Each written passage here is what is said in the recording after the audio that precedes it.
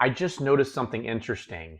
Most people, when they're purchasing a vehicle protection plan, only focus solely on the price, but they miss the 5 lines that can determine if this policy is actually going to pay out when they have a claim. And I'm going to tell you all 5. Stick around to the end for the best one.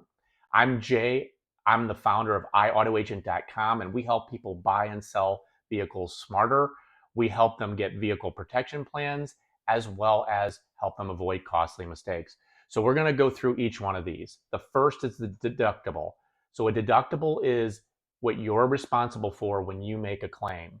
So deductibles should not be more than $100. Sometimes they're zero, and some are $250. That's way too much. The deductible should be $100 and under. That's the first. Second, the waiting period. Look and see what the waiting period is, because sometimes there's a 30 days and a 1,000-mile waiting period, and some have no waiting period. Obviously, it's better to have no waiting period, especially if you just buy this vehicle and the thing breaks down on you when you leave, because a lot of times the dealerships are not going to do anything. Also, the third is claim limits. So what does that mean? What is the amount of money that a company, a vehicle protection plan company, will pay out in total? And it should be pretty close to retail value.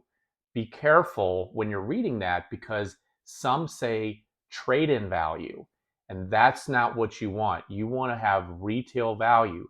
So if your vehicle's worth $60,000, they're going to pay up to $60,000 in claims before they stop paying. The next is the posted labor rate. So this is really important. And why is it important? Because a lot of these companies do not pay the posted labor rate. They only pay up to like a mile radius. So for example, if you're going to a dealership to have your vehicle serviced, they may only pay within a 20-mile radius the average of that. So look and see if it says posted labor rate.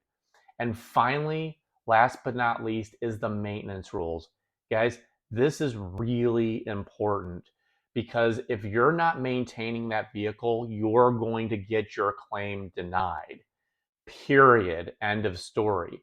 Find out what you have to do as far as the maintenance rules, the oil changes. Do you have to keep up with what the manufacturer recommended maintenance is?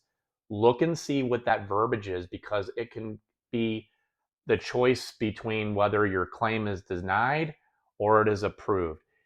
Let me know your questions that you have about this. This is really digging in deep here, but most people don't do this, and it costs them a lot of money. Let me know, like, follow, and subscribe, and I'll see you on the next video.